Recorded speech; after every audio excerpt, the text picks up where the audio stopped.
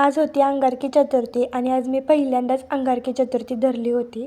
तर सकाळी अंघोळ केली आणि घरात सिद्धेश तोपर्यंत धूप-दीप करतच होता.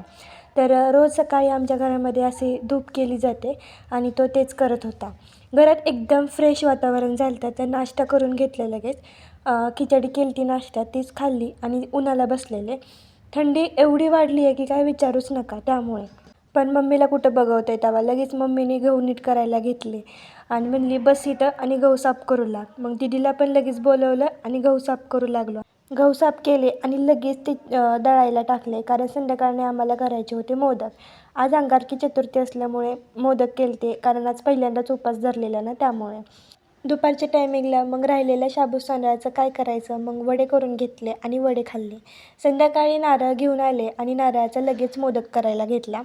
खोबरं चिरून बारीक करून घेतलं. मोदक जरा जास्तच गोड आवडतात आमच्यात त्याच्यामुळे गूळ थोडासा जास्त घेतला.